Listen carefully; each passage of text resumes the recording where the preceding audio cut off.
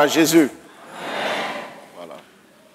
Nous vous saluons au nom de Jésus-Christ de Nazareth et nous vous souhaitons à tous et à toutes la bienvenue dans la maison de notre Père. Amen.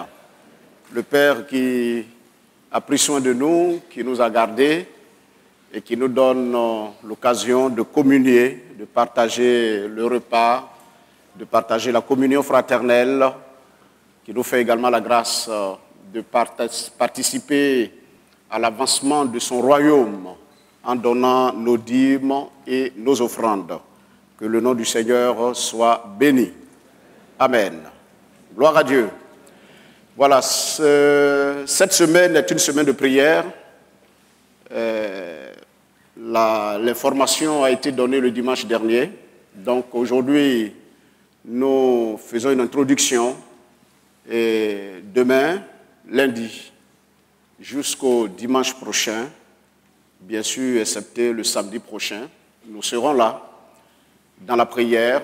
Nous allons nous adresser à notre Père, à notre Dieu, car la prière est une pièce maîtresse, n'est-ce pas, dans la marche avec le Seigneur.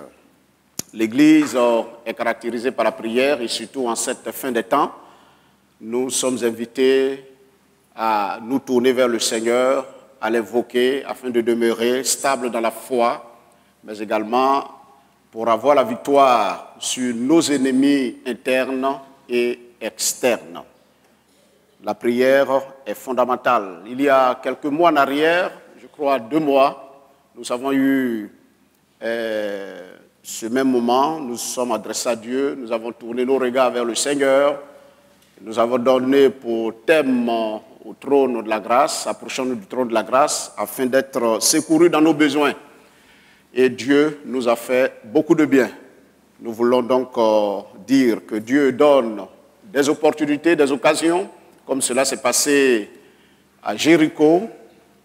Cet homme aveugle, Bartimée, a saisi l'opportunité. Il n'a pas voulu laisser passer Jésus. Il a bondi sur l'opportunité et il a invoqué la grâce de Dieu et Dieu l'a visité. Alléluia. Nous croyons donc que cette semaine est une semaine de visitation, une semaine de bénédiction, une semaine de grâce que Dieu veut faire à son Église, à son peuple et à chacun de nous. Donc, par ma voix, le pasteur principal, mais également tout le conseil, nous exhorte et nous invite à la prière pendant cette semaine. Alléluia. Cette semaine sera animée par le pasteur Kwame, moi-même, et nous avons invité un collègue qui est le pasteur Oblé Christian, pasteur à l'église d'Alois Centre, qui est chantre, qui a le fardeau de la louange. Et donc, pendant cette semaine, il va prêcher, mais également, il va nous entraîner dans l'adoration et dans la louange. Et cela, les midis, les soirs et les dimanches. Il va nous apprendre, bien sûr, c'est la suite du séminaire que nous avons eu avec notre frère Delormas, mais dans la pratique, il va nous apprendre à chanter, il va nous apprendre à louer Dieu et il va nous entraîner également dans la prière. Amen. Nous voulons donc, au nom du pasteur principal, lui dire Akwaba à l'église de Niangono, Temple, la Providence divine. Pasteur Oblé va se tenir debout pour que vous puissiez le saluer.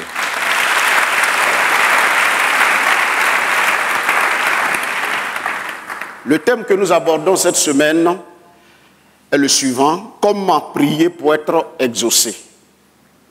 Comment prier pour être exaucé? Nous allons prendre 2 tests dans la Bible, qui sont des tests bien connus, que nous allons exploiter afin d'être exaucés. Car quand on vient devant le Seigneur, quand on vient prier, c'est pour être exaucé. Le premier test se trouve dans Matthieu, au chapitre 6, et le second dans l'Évangile selon Marc, au chapitre 11. Les 2 tests disent la même chose, mais bien sûr avec quelques légères modifications dans l'approche, n'est-ce pas, de de ce récit ou bien de ce que Jésus a eu à dire sur la prière. Je vous invite donc à ouvrir la Bible dans Matthieu chapitre 6 et nous faisons la lecture à partir du verset 1er. Voici ce que Jésus dit. « Gardez-vous de pratiquer votre justice devant les hommes pour en être vus. Autrement, vous n'aurez point de récompense auprès de votre Père qui est dans les cieux. Lors donc que vous faites l'aumône, ne sonne pas la trompette devant toi, comme font les hypocrites dans les synagogues et dans les rues, afin d'être glorifiés par les hommes. Je vous le dis en vérité, ils reçoivent leur récompense. Mais quand tu fais l'aumône, que ta main gauche ne sache pas ce que fait ta main droite, afin que ton aumône se fasse en secret, et ton Père qui est dans le secret te le rendra. Lorsque vous priez, ne soyez pas comme les hypocrites, qui aiment à prier debout dans les synagogues et au coin des rues, pour être vus des hommes. Je vous le dis en vérité, ils reçoivent leur récompense. Mais quand tu pries, entre dans ta chambre, ferme ta porte et prie ton Père qui est dans le lieu secret. Et ton Père qui voit dans le secret te le rendra. En priant, ne multipliez pas de vaines paroles comme les païens qui s'imaginent qu'à force de paroles, ils seront exaucés. Ne leur ressemblez pas, car votre Père sait de quoi vous avez besoin avant que vous le lui demandiez. Voici donc comment vous devez prier. Notre Père qui es aux cieux, que ton nom soit sanctifié, que ton règne vienne, que ta volonté soit faite sur la terre comme au ciel. Donne-nous aujourd'hui notre pain quotidien. Pardonne-nous nos offenses comme nous aussi nous pardonnons à ceux qui nous offensent. Ne nous induis pas en tentation, mais délivre-nous du malin. Car c'est à toi qu'appartiennent, dans les siècles, le règne, la puissance et la gloire. Amen. Luc chapitre 11. Ah, j'ai dit Marc? Bon, Luc. Luc chapitre 11. Luc chapitre 11. Jésus priait un jour en un certain lieu. Lorsqu'il eut achevé, un de ses disciples lui dit, « Seigneur, enseigne-nous à prier comme Jean l'a enseigné à ses disciples. » Il leur dit, « Quand vous priez, dites, Père, que ton nom soit sanctifié, que ton règne vienne. Donne-nous chaque jour notre pain quotidien. Pardonne-nous nos péchés, car nous aussi, nous pardonnons à quiconque nous offense. Et ne nous induis pas en tentation. » Amen. On pouvait poursuivre jusqu'au verset 13, mais nous allons nous arrêter là pour la lecture. Nous prions. C'est au nom de Jésus que nous venons à toi, notre Dieu et notre bon Père céleste. Nous voulons te confier cette semaine qui est devant nous, qui est une semaine de prière. Nous voulons te dire que tu veux nous faire du bien. Nous voulons te dire que tu es notre Dieu. Et notre désir, c'est d'être dans ton intimité, d'être en communion avec toi. Nous voulons donc que l'Esprit de Dieu, la grâce de Dieu, se repose entièrement sur ton peuple, sur l'Église, pour que par la prière, notre Dieu, nous soyons des partenaires avec toi, ici-bas sur la terre, pour l'accomplissement de ton œuvre, pour l'accomplissement de ton plan. Nous prions donc que le Saint-Esprit réveille notre esprit afin que nous soyons vivants pendant toute cette semaine dans la prière. Pour ce jour, merci pour cette portion que tu nous donnes. Entraîne-nous dans ta voie, entraîne-nous dans ta volonté, surtout aide-nous à comprendre pour être efficaces dans la prière. Au nom de Jésus. Amen. Nous connaissons tous les objectifs que Dieu vise en encourageant le peuple de Dieu à la prière. Un des objectifs que le Seigneur vise, c'est de permettre à ce que l'Église, n'est-ce pas, soit partenaire avec Dieu ou partenaire dans la grande mission, dans la grande commission. Le Seigneur a dit, allez partout et annoncez la bonne nouvelle. Celui qui croira et qui sera baptisé sera sauvé. Par la prière, Dieu répand la grâce sur la vie des hommes. Par la prière également, Dieu permet aux hommes d'accomplir des miracles. Par la prière, Dieu permet au plan du diable, n'est-ce pas, d'être stoppé à différents endroits sur la terre. La prière est un grand moyen de bénédiction, un moyen de communion, un moyen également de communication avec Dieu.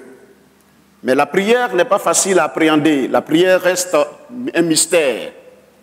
Mais béni soit Dieu, le Seigneur, dans ces textes que nous avons lus, nous enseigne et veut nous enseigner comment prier pour être exaucé ou comment prier comme des enfants du Dieu vivant. Nous avons lu l'évangile selon Matthieu et l'évangile selon Luc.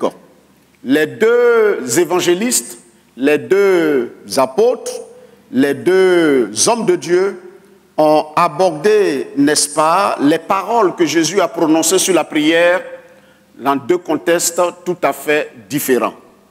Quand bien même qu'ils disent les mêmes choses, qu'ils reprennent les paroles de Jésus, chacun a voulu exprimer les paroles de Jésus dans un contexte bien particulier, et ces deux contextes vont nous orienter et nous permettre de comprendre pourquoi souvent nous ne sommes pas exaucés et surtout comment prier pour être exaucés et comment prier pour que Dieu soit glorifié.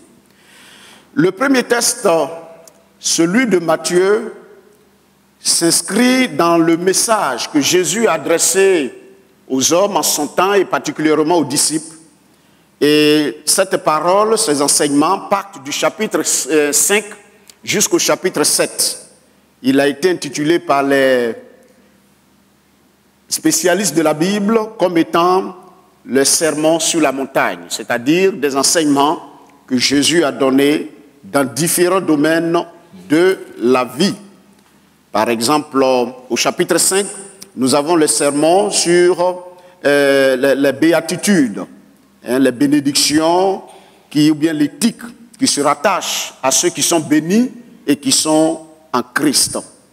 Au chapitre 5 toujours, versets 13 à 16, le Seigneur explique que nous sommes des disciples, nous sommes la lumière du monde et nous sommes également le sel de la terre. Au chapitre 6 de l'Évangile selon Matthieu, il aborde, n'est-ce pas, des thèmes très importants. Et un des thèmes qu'il aborde ici dans le chapitre 6, c'est la réforme religieuse qu'il voudrait apporter, parce qu'à l'époque, la religion était marquée par l'hypocrisie. Si vous faites très attention au texte que nous avons lu, il est fait mention du mot hypocrisie à plusieurs reprises, ou bien le mot hypocrite au verset 2, comme font les hypocrites dans les synagogues, lorsque vous faites l'aumône. Ne faites pas comme eux, dira Jésus. Et au verset 5, il dit, lorsque vous priez, ne soyez pas comme les hypocrites qui aiment prier debout dans les synagogues. Et le Seigneur, n'est-ce pas, va faire mention du mot hypocrisie, du mot hypocrite. Au chapitre 7, par exemple, il dit, laisse-moi ôter une paille de ton œil. Au verset 5, il dira, hypocrite, ôte premièrement la poutre qui est dans ton œil. Le Seigneur combattait donc l'hypocrisie religieuse au sein du peuple juif et menée en son temps par les pharisiens et les sadducéens et autres, tous les groupes religieux au temps de Jésus. L'hypocrisie était la marque de la religion ou du peuple juif à l'époque dans leur approche, dans leur relation avec le Seigneur. Le chapitre 11 que nous avons lu de l'Évangile selon Luc, Luc reprend les paroles de Jésus, mais ici, il met l'accent sur l'enseignement. Il est dit qu'un jour, Jésus était en train de prier en un certain lieu, et quand il a fini, alors un des disciples s'est approché de lui pour lui dire de leur apprendre à prier comme Jean-Baptiste l'a fait à ses disciples, c'est-à-dire qu'il a appris à ses disciples comment prier. Ici donc, le message que nous devons retenir de Luc concernant les paroles de Jésus reprises, ici Luc voudrait nous inviter ou inviter son peuple à éviter la confusion quand nous nous tournons dans la prière. Pourquoi parlons-nous de confusion? Parce que là, le disciple a dit à Jésus que Jean a appris à ses disciples comment prier. Mais nous, nous sommes tes disciples. Comment nous devons prier? Eh bien, juste dire que à l'époque, au temps gréco-romain, tous ceux qui étaient des leaders d'opinion, et surtout dans le domaine religieux, avaient des réformes qu'ils apportaient dans tous les domaines. Et donc, dans le domaine de la prière, Jean a appris à ses disciples comment prier. Mais avant Jean-Baptiste, il y avait d'autres leaders religieux qui enseignaient à leurs adeptes, à leurs disciples, comment, n'est-ce pas, prier. Et donc, pour éviter la confusion et dire des choses de d'autres maîtres, alors les disciples vont se tourner vers le Seigneur par l'entremise d'un de leurs pour demander à Jésus comment prier. Chers frères et sœurs chrétiens de Niango Nord, nous faisons face à ces deux réalités dans notre monde, mais particulièrement dans le monde évangélique, c'est-à-dire confusion et hypocrisie dans le domaine religieux et particulièrement dans le domaine de la prière. Hypocrisie parce que nous, comme Jésus l'a dit, au temps des pharisiens, ils aimaient se faire voir alors que la prière ou l'aumône et bien d'autres choses devaient être faites en secret pour que le Père qui est d'en haut dans les cieux puisse agréer et apporter sa bénédiction. Hypocrisie parce que nous ne sommes pas ce que le Seigneur voudrait réellement que nous soyons. Les pharisiens portaient de beaux habits et Jésus les qualifiait d'ossements desséchés. L'intérieur était pourri, mais l'extérieur attirait les hommes. Nous vivons également dans un monde où la religion a pris le pas, alors que le Seigneur souhaite que nous soyons vrais vis-à-vis de lui. Le Seigneur donc veut combattre l'hypocrisie, que nous soyons vrais, que nous ne portions pas des masques dans notre vie spirituelle, dans notre relation avec Dieu, que nous ne paraissions pas beaux au dehors, alors qu'à l'intérieur, nous sommes minés et nous sommes détruits par la puissance du péché et par bien d'autres choses. Les vrais chrétiens, les vrais enfants de Dieu, ce sont ceux qui sont vrais et devant les hommes et devant Dieu. Le Seigneur, dans la prière, il a pris l'exemple de deux personnes qui étaient allées au temple pour prier, un pharisien et un publicain. Les publicains étaient des hommes vus comme des personnes mauvaises, des gens de mauvaise vie. Et pendant que les deux étaient en train de prier, le pharisien s'appuyait sur sa religion, sur ce qu'il avait l'habitude de faire pour Dieu. Il jeûne, il donne sa dîme, il fait bien de choses. Et donc il pensait que sur la base, n'est-ce pas, de son œuvre, il avait droit d'être exaucé, il avait droit à l'exaucement. Alors que de l'autre côté, il y avait un autre, un publicain qui était connu par les Juifs comme étant des gens de mauvaise vie. Lui, il n'osa pas lever les regards vers Dieu, mais il demanda à Dieu d'avoir pitié de lui et de l'exaucer et de pardonner ses péchés. Le Seigneur a dit ceci, que des deux, le publicain, avant même qu'il n'arrive chez lui, la bénédiction l'a dévancé, l'exaucement l'a dévancé. Et le Seigneur de dire qu'il n'est pas bon de faire comme les pharisiens, mais de vivre une vie chrétienne honnête, une vie chrétienne correcte, une vie chrétienne, n'est-ce pas, qui n'est pas une vie sur laquelle il y ait des masques et que nous soyons vrais avec le Seigneur et avec tout le monde. Chers frères et sœurs, quelle est notre position avec Dieu? Quelle est notre relation avec le Seigneur? Sommes-nous vrais ou sommes-nous des hypocrites? Le Seigneur revient bientôt. Jésus est à la porte. Tout ce que nous vivons et nous voyons nous annonce le retour de Jésus. Jésus viendra chercher non pas des personnes qui soient saints dans le sens de notre entendement, mais saints parce qu'ils comprennent qu'ils ont besoin tous les jours de la grâce de Dieu pour évoluer, mais qui répandent jour après jour leur âme, leur esprit et leur vie devant le Seigneur. Le Seigneur ne veut pas des hypocrites, mais le Seigneur veut des hommes vrais, des femmes vraies, qui, au son de la trompette, vont être enlevés pour rencontrer le Seigneur dans les airs et aller avec le Seigneur dans le lieu qu'il a prévu pour ses bien-aimés. Chers frères et sœurs, nous sommes donc invités à fuir l'hypocrisie dans tous les domaines, et surtout dans le domaine religieux, et particulièrement dans le domaine de la prière. Ne soyons pas des hypocrites, mais soyons des personnes qui, n'est-ce pas, sont vraies avec leur âme devant le Seigneur et qui reçoivent des exaucements. Nous pouvons donc dire que si nous ne sommes pas exaucés, c'est parce que, nous ne savons pas prier, mais mieux dans le contexte de Matthieu, c'est parce que nous sommes des hypocrites. Jésus n'aime pas les hypocrites, mais Jésus aime les personnes qui se voient telles que Dieu les voit et qui s'attendent à la grâce de Dieu. Nous sommes donc invités à combattre dans notre vie l'hypocrisie sous toutes ses formes. Et pendant cette semaine de prière, nous allons répandre nos âmes devant le Seigneur. Ce que nous allons dire à Dieu, c'est de nous aider à être vrais. Amen. C'est de nous aider à être vrais devant lui. C'est de nous aider à être vrais devant les hommes. C'est de nous aider à ne pas être hypocrites. Et cela dans tous les domaines de notre vie, mais particulièrement dans le domaine de la prière. Mais pour ne pas être hypocrite dans le domaine de la prière étant, n'est-ce pas, une institution de Dieu, eh bien, pour être vrai et pour être exaucé, Jésus seul peut nous l'enseigner et nous aider à prier comme il se doit. C'est pour cela que le thème est comment prier pour être exaucé.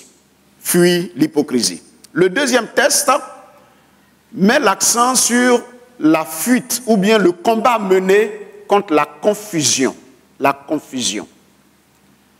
Chers frères et sœurs, en tant que chrétiens, l'Église aime la prière. Nous aimons prier et c'est une très bonne chose. Mais un élément important sur lequel le Seigneur met l'accent pour son Église, c'est d'éviter la confusion dans tous les domaines. Et pour éviter la confusion et savoir comment prier, les disciples ont posé la question à Jésus, comment prier et enseigne-nous à prier, qu'est-ce qu'il faut faire pour prier? Chers frères, aujourd'hui, dans le domaine religieux et particulièrement en ce qui concerne la prière, il y a beaucoup de confusion. Beaucoup de confusion. Et ces confusions sont à l'origine du fait que plusieurs ne sont pas exaucés. Par exemple, peut-être que vous l'avez vu cela sur le net, au Congo et dans d'autres endroits du monde. Il y a un serviteur de Dieu qui a accompagné un certain nombre de femmes au bord de la mer. Ces femmes se sont mises toutes nues et puis il a fait onction à toutes les parties intimes de ces femmes pour les bénir. Et cela, c'est dans la prière. Aujourd'hui, comme on veut être exaucé, comme on veut être béni, comme on veut recevoir la grâce de Dieu, on se laisse entraîner dans toute forme de confusion dans le domaine de la prière. On va dans toutes sortes de réunions, on rencontre toutes sortes de personnes et on nous donne toutes sortes de recettes en ce qui concerne la prière. Et dans ce domaine, il y a confusion. Il y a un autre sur le net qui impose les pieds à ses disciples. Oui, il impose les pieds. Il dit que les mains là, ce n'est pas suffisant. Oui, ce n'est pas suffisant pour que les gens soient exaucés. Et il impose les pieds dans le domaine de la prière. Et comme il est rempli de l'onction, en mettant ses pieds, il marche sur les gens se couchent. Et puis il marche sur eux. Il marche. Confusion. Pourquoi? Parce que les hommes et les femmes rencontrent beaucoup de problèmes. Problèmes d'enfantement, problèmes de travail. toutes sortes de réalités que vivent les hommes. Évidemment, pour plusieurs, l'Église est un moyen de réalisation de soi. Les gens veulent utiliser l'Église pour se réaliser. Ils veulent utiliser le Seigneur pour se réaliser. Et donc, comme on veut utiliser le Seigneur pour se réaliser, là où on parle de Dieu, là où on parle de prière, les gens s'en vont et toutes sortes et toutes formes de révélation. D'où confusion dans le domaine de la prière. Il est donc important, quand il y a confusion, quand il y a hypocrisie, il va sans dire, chers frères et sœurs, que l'exaucement sera très loin de nous. Et si nous sommes exaucés, entre guillemets, il faut se poser la question si cet exaucement vient de Dieu. Car nous sommes à la fin des temps, je ne vous apprends rien, les démons vont exaucer des hommes.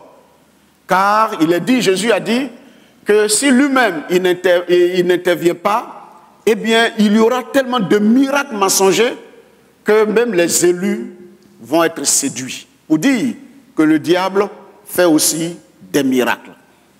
Le diable fait des miracles. Mais ce n'est pas parce qu'il y a miracle dans un lieu, qu'il y a miracle dans une vie, qu'il faut s'y accrocher. La prière, elle est très simple.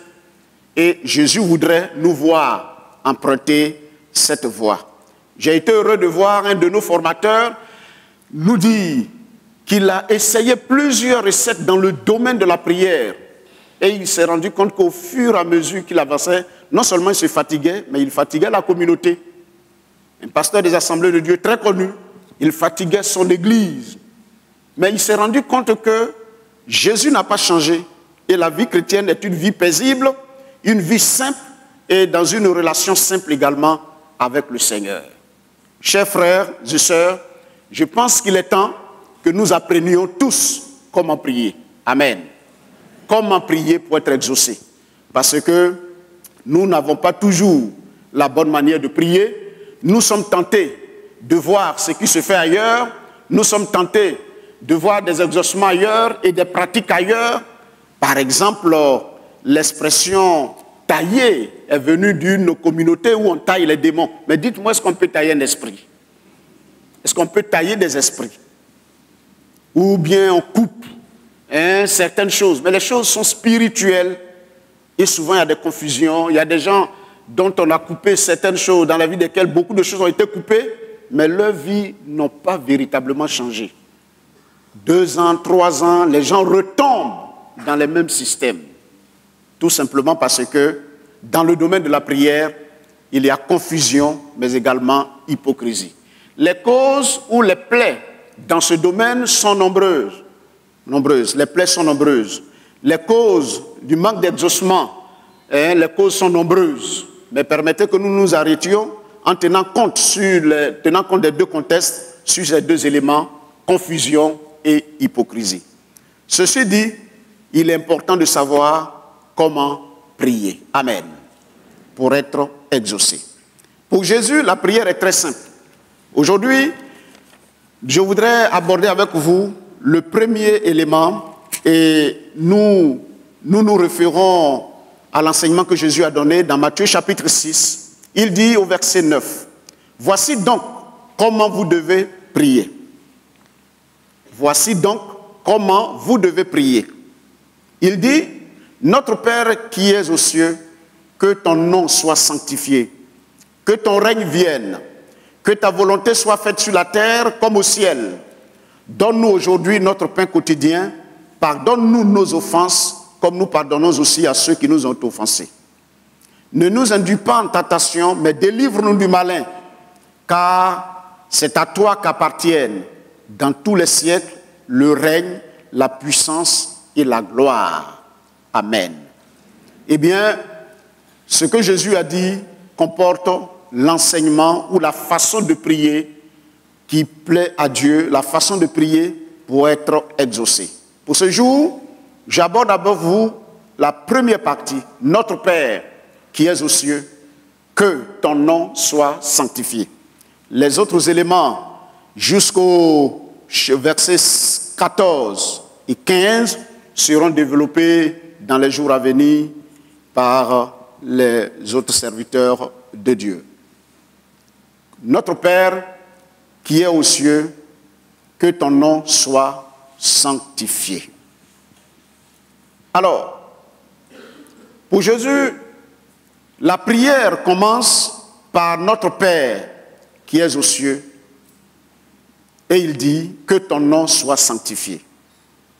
Qu'est-ce que Jésus a voulu enseigner dans cette portion et quel est le message que nous devons saisir en rapport avec la vie de prière pour être exaucé? Si vous faites très attention, ici dans le découpage que fait Jésus, selon Matthieu et selon Luc, la prière est essentiellement un moyen pour permettre à Dieu d'abord de se réaliser. À Dieu d'abord de se réaliser. C'est un moyen que Dieu a suscité, c'est la voie que Dieu a créée pour que les croyants permettent à Dieu de se réaliser. Et pour Jésus, on a du mal à prier parce qu'il nous manque quelque chose de fondamental.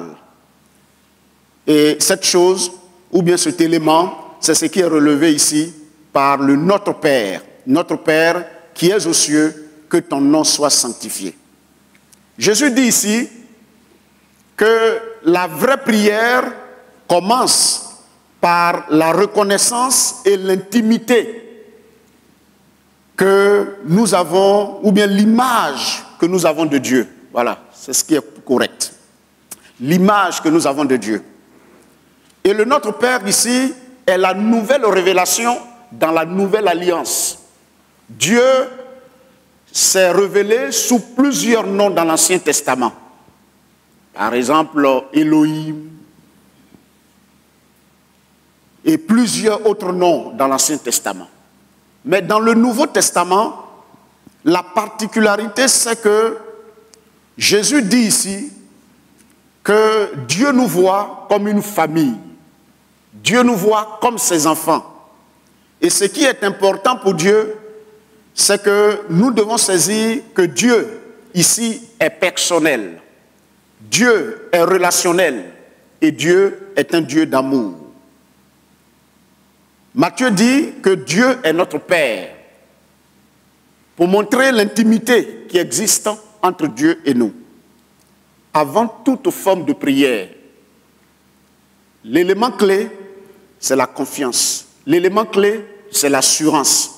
Et pour que l'assurance soit, il faut que tu saches qui est celui que tu pries. Jésus a mis beaucoup l'accent en utilisant le mot Père. Le mot Père. Il dira par exemple qu'au verset 8, ne leur ressemblez pas, car votre Père sait de quoi vous avez besoin avant que vous ne le lui demandiez. Et il a dit, je vais vers mon Père et vers votre Père. Jésus a insisté dans ses enseignements en utilisant le mot Père pour remplacer, n'est-ce pas, pour permettre aux disciples de voir la relation qui existe entre la nouvelle communauté qui a été créée et Dieu. Dieu n'est pas notre ennemi, Dieu n'est pas très loin de nous, mais Dieu est notre Père. C'est important. Alléluia. Dieu est notre Père. Pour prier, pour être exaucé, il faut que la paix soit à l'intérieur de nous. Il faut que nous n'ayons pas de doute en ce qui concerne Dieu. Il faut que nous ne soyons pas dans l'inquiétude ou nous ne soyons pas dans la confusion par rapport à sa nature. Mais que nous sachions exactement qui nous approchons, qui nous prions. Et ici, Matthieu dit, lorsque vous priez, dites ceci, notre Père qui est aux cieux. Mes frères et mes sœurs, c'est la grande révélation. Dieu est notre Père. Dieu n'est pas celui qui nous détruit. Dieu n'est pas notre ennemi, mais Dieu est notre Père. Et dans ce sens, donc, nous devons nous approcher de Dieu avec assurance. Nous devons nous approcher de Dieu avec certitude. Et Jésus l'a dit, devant le tombeau de Lazare, il a dit, moi tu m'exauces toujours. Mais si je suis en train de te prier, c'est à cause de ces hommes et de ces personnes qui sont là. Mais moi, je sais que tu m'exauces toujours. Chers frères et sœurs, Dieu est notre Père.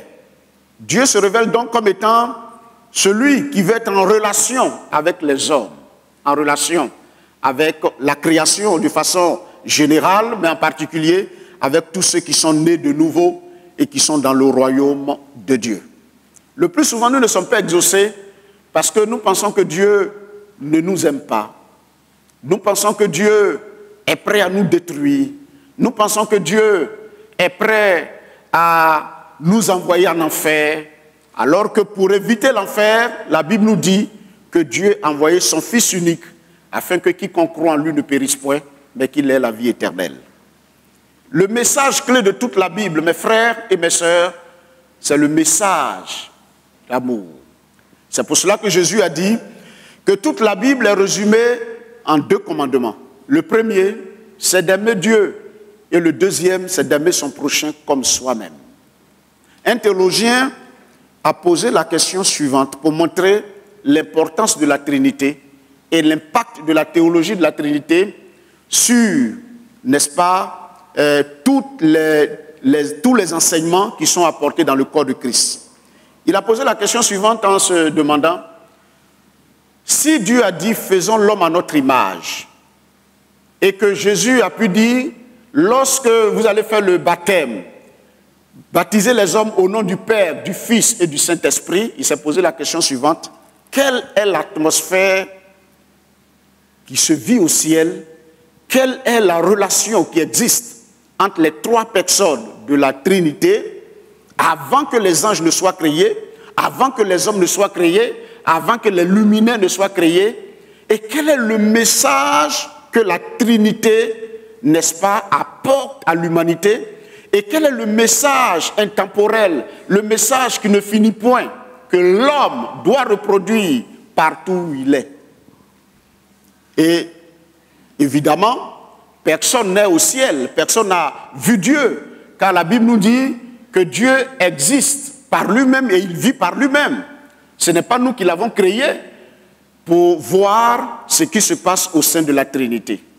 Mais lorsque nous voyons le comportement de Dieu dans sa relation avec les hommes depuis la Genèse jusqu'à l'Apocalypse, nous pouvons déduire et comprendre l'atmosphère qui se vit d'éternité en éternité au sein des 3 personnes de la Trinité. Eh bien, l'atmosphère n'est rien d'autre que l'amour. Amen. L'amour.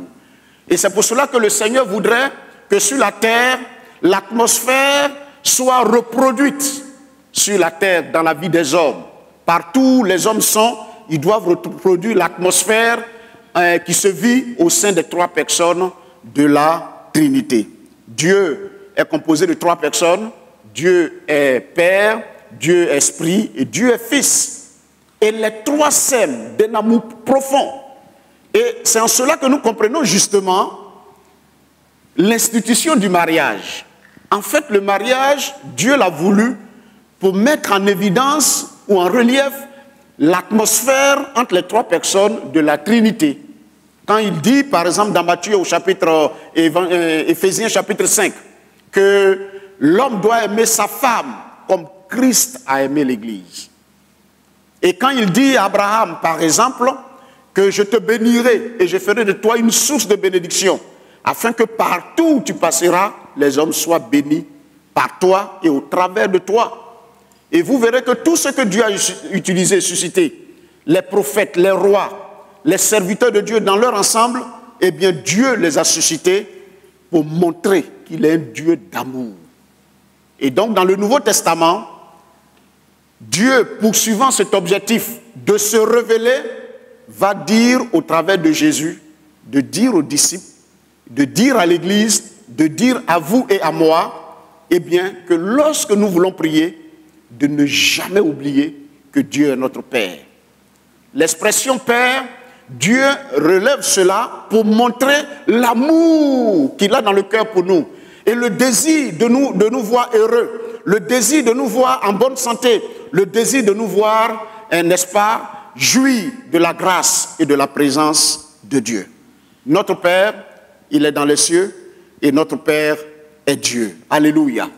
Dieu donc veut avoir une communion avec nous parce qu'il est notre Père. Étant notre Père, il n'est pas prêt à nous détruire, il n'est pas prêt à nous paralyser. Il est prêt à nous faire du bien. Excusez-moi, c'est-à-dire que Dieu est prêt à déposer la grâce jour après jour sur la vie de son Église et sur la vie de ses enfants, parce que nous sommes le peuple de Dieu et nous sommes les enfants de Dieu. Amen. Chers frères, quels sont les sentiments ou qu'est-ce que tu ressens quand tu t'approches du Seigneur? Est-ce que c'est la peur? Est-ce que c'est la crainte? C'est le départ. Les sentiments qui se passent en nous, les émotions que nous dégageons, la vision ou l'image que nous avons de Dieu pendant que nous nous approchons de lui est fondamentale pour être exaucé et pour être béni. Imaginez-vous que vous vous approchez de quelqu'un et que vous croyez que la personne ne peut rien faire pour vous, que la personne ne vous aime pas. Eh bien, il y a déjà une distance, il y a quelque chose qui se crée. Et le diable est très fort dans cette façon de faire. Le diable nous fait croire à l'intérieur de nous, ou bien même la chair, ou bien même nous-mêmes, notre propre vie autour de nous, nous font croire que Dieu ne nous aime pas. Mes chers frères et sœurs, je voudrais nous dire ce matin que Jésus dit, lorsque vous priez, dites, notre Père qui est aux cieux, que ton nom soit sanctifié. Restons sur l'aspect de notre Père qui est aux cieux. Ce Dieu, il n'est pas ici-bas sur la terre. Parce que le plus souvent, nous comparons Dieu au Père humain que nous avons. Puisque pour la plupart du temps, pas tous, plusieurs des pères humains ne reflètent pas le Père que Dieu voudrait qu'il soit. Oh oui, c'est vrai, nous avons tous été enfants. Certains n'ont pas connu leur papa. Et même s'ils ont connu le Père, eh bien, ils n'ont pas connu l'amour que Dieu aurait bien voulu qu'ils aient dans la famille, dans le clan familial. Et l'image de ce Dieu plein d'amour qui devait être transmise plutôt cette image par le Père humain, nous ne l'avons pas eu. Mais je voudrais dire que Dieu dit ceci, que lorsque nous prions, la première des choses, c'est de savoir que Dieu nous aime. Alléluia. Que Dieu nous aime. Et la Bible nous dit que ce Père, il a témoigné de son amour dans plusieurs façons de faire. Premièrement, Jésus même le dit dans Jean chapitre 3, que Dieu a tellement aimé le monde. Dieu t'a tellement aimé qu'il a donné son Fils unique, afin que quiconque croit en lui ne périsse point, mais qu'il ait la vie éternelle. Vous savez, la paix intérieure vient lorsqu'on se sent aimé. La paix intérieure s'installe, n'est-ce pas, se consolide lorsqu'on se sent aimé dans une relation. Et je voudrais nous dire ce matin que Dieu nous a aimés. Et la preuve, c'est que le sang de Jésus a coulé à Golgotha pour que nous devenions ses enfants. Amen. Paul le dit encore, en allant plus loin, il dira ceci, que Dieu prouve son amour envers nous, parce que lorsque nous étions encore des pécheurs, Christ est mort pour nous. Et si Dieu est mort pour nous, Dieu ne nous donnera-t-il pas toutes choses avec Christ? Quand nous n'étions pas encore convertis, nous n'étions pas encore enfants de Dieu, il a livré son Fils unique. Maintenant que nous sommes ses enfants, Dieu ne nous fera-t-il pas beaucoup de choses, bien de choses, et ne nous bénira-t-il pas? Eh bien, le fondement de la prière réside dans la reconnaissance que Dieu est notre Père et que ce Père-là nous aime d'un amour, n'est-ce pas, sans fin, d'un amour inconditionnel, d'un amour sans limite. Amen. Ce n'est pas parce que hier, il y a des choses ténébreuses qui se sont passées dans ta vie que Dieu ne va pas t'écouter aujourd'hui. Tu es son Père, tu es son Fils, tu es sa fille et Dieu est ton Père. L'amour de Dieu ne finit jamais. Nous avons ce merveilleux cantique qui nous dit que l'amour de Dieu est si profond qu'on ne peut le sonder. Il est si haut qu'on ne peut le surmonter. Il est si vaste qu'on ne peut le contourner. Dieu est amour. Amen. Dieu est amour. Le grand message de la Bible et chaque parole de Dieu ou chaque élément que Jésus a apporté sur la terre ou en utilisant ses disciples dans l'Ancien Testament, c'était de révéler le caractère amour de Dieu. Amen. Et quand tu sens que Dieu t'aime, beaucoup de changements s'opèrent dans ton cœur d'abord. Et quand tu sens que Dieu t'aime, tu deviens grand intercesseur. Quand tu sens que Dieu t'aime, tu deviens quelqu'un qui peut entrer dans le domaine de l'adoration, dans le domaine de la louange. Et quand tu sens que Dieu t'aime, eh bien, tu peux rentrer en sa présence sans peur et sans crainte. Ce matin, je ne sais pas quels sont les sentiments qui t'animent, mais je suis là à l'entame de ce moment de prière important pour te dire que les sentiments qui doivent t'animer doivent être des sentiments de joie, des sentiments d'allégresse, que l'inquiétude, que la peur, que le doute, tous ces sentiments-là s'éloignent de ton cœur parce que Dieu t'aime d'un amour suprême et tu es son fils. Amen. Dieu nous exauce sur la base de notre identité.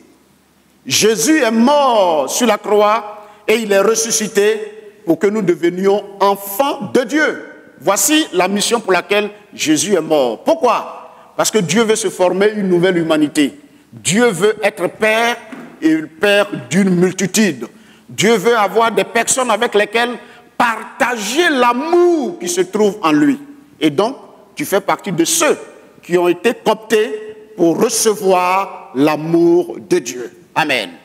Et si Dieu nous aime, eh bien Dieu est prêt à nous écouter et il est prêt à nous faire du bien.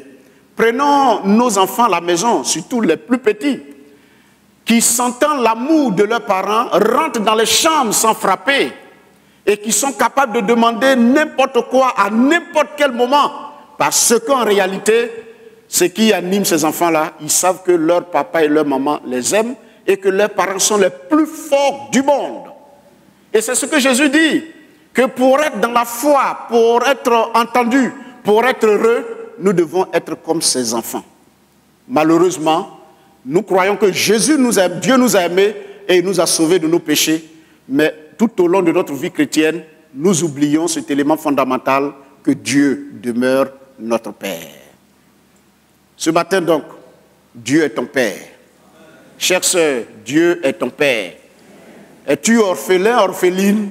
Tu as un Père puissant. Et la précision que Jésus fait, c'est que ton Père est là-haut dans les cieux. Amen.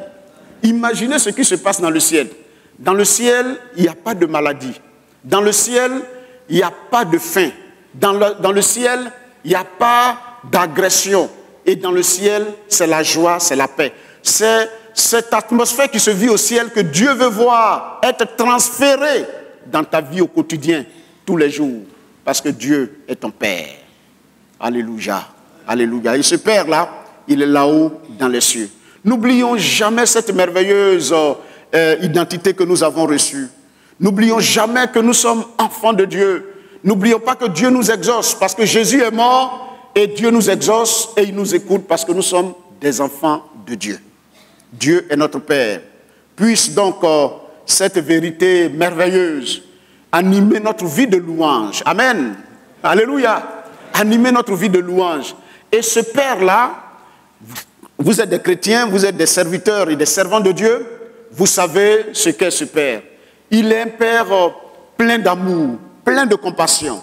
Par exemple, Luc nous le dit ici, lorsqu'il encourageait les hommes à prier, et même dans Matthieu au chapitre 7, il dit que si nous qui sommes mauvais, nous savons donner de bonnes choses à nos enfants, à combien plus forte raison notre Père Céleste nous donnera-t-il des choses merveilleuses. Le mauvais saute donner de bonnes choses.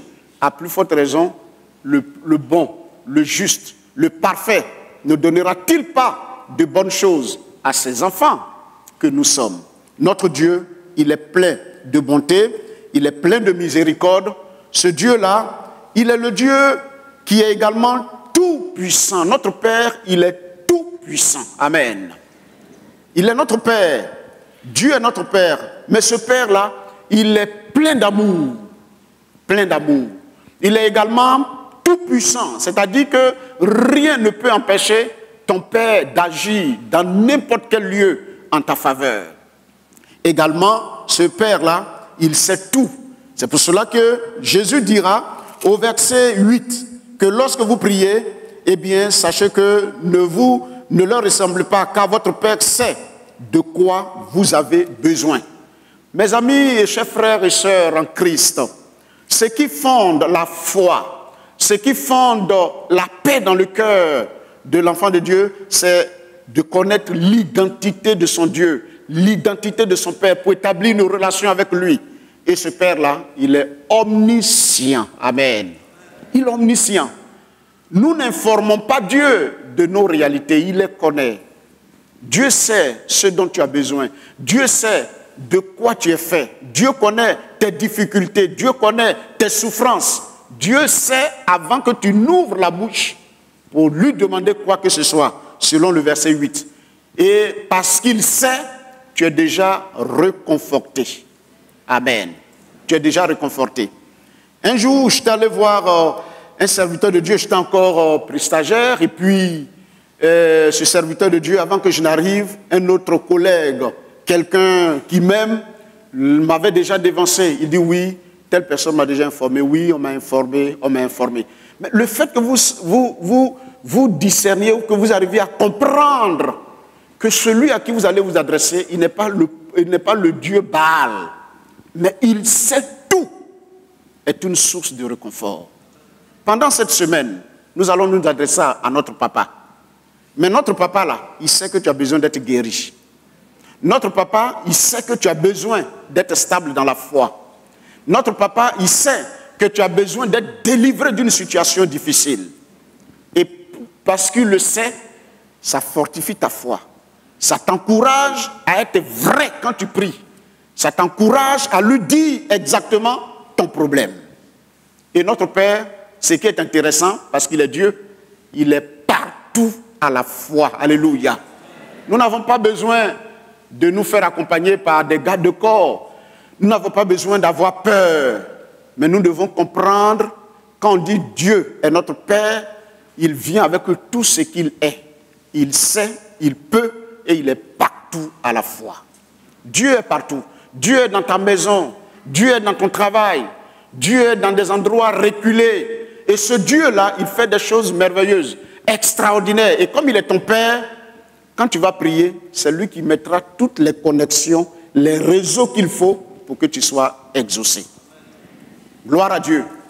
Contrairement au Dieu que nous avons connu, c'est-à-dire les cailloux, les rivières et bien d'autres choses, les hommes vers qui nous sommes allés, qui ne savent pas en réalité qui nous sommes et qui ont besoin que nous leur expliquions. Quand vous allez voir un pasteur, vous allez voir quelqu'un, il faut que vous puissiez lui expliquer. Et même s'il a une révélation, il a juste une portion de la révélation, n'est-ce pas, sur ta vie. Mais il n'a pas toute ta vie entière entre ses mains.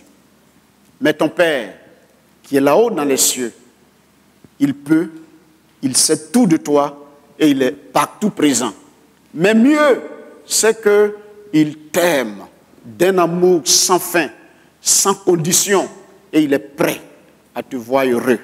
J'insiste sur ces éléments pour détruire à l'intérieur de quelqu'un les idées fausses qui ont été sémées sur Dieu dans son cœur.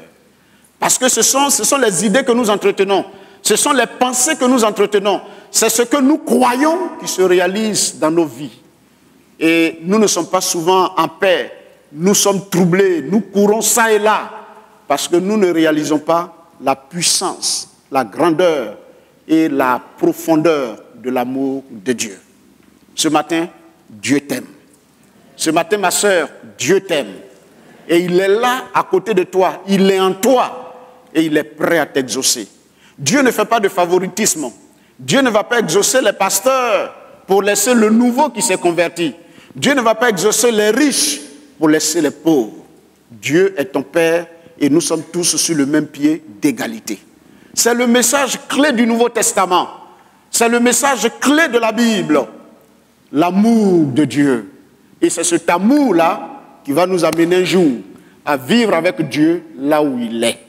Et c'est pour cela que dans tout ce que nous faisons, le fondement c'est l'amour. Puisque Dieu nous a tant aimés qu'il a donné, eh bien dans notre service, dans notre engagement pour Dieu, nous le faisons parce que nous avons été aimés. Nous le disons tous les jours, que le service de Dieu, en réalité, ne se marchande pas. mais ce n'est rien d'autre que la reconnaissance éternelle que nous devons à ce Dieu d'amour. Chers frères, Dieu t'aime. Vous savez, je vous l'ai déjà dit ici, l'homme a deux grands besoins. Le plus grand, c'est le besoin de sécurité, par exemple. Et Jésus est celui qui nous sécurise. Et le deuxième grand besoin de l'homme, n'est-ce pas, c'est le besoin d'être valorisé. Et ces deux éléments, valorisation et sécurisation, ont été réalisés à Golgotha par la mort et la résurrection de Jésus. Les hommes te banalisent, mais Dieu te valorise. Pour toi, Dieu meurt sur la croix. Pour toi, une partie, bon, je ne dirais pas une partie de Dieu, mais la troisième entité composant la Trinité est restée sur la terre, le Saint-Esprit, pour toi. Pour toi, Dieu met des anges à ta disposition. Pour toi, Dieu met des serviteurs et des servantes, le monde entier à ta disposition. Dieu n'est pas là pour nous détruire. Et l'amour de Dieu se voit par le fait qu'il nous valorise et par le fait qu'il nous sécurise. Ce matin donc, que Dieu nous bénisse, que sa grâce se repose sur nous. Le message que le Seigneur m'a donné de nous communiquer à l'entame de ce moment de prière, c'est ceci. Dieu est notre Père et Dieu nous aime. Ce toilettage intérieur va créer une paix et va nous rassurer et nous entraîner dans les profondeurs de la prière. Que Dieu nous bénisse. Que Dieu nous bénisse et que le nom du Seigneur soit glorifié. Alléluia.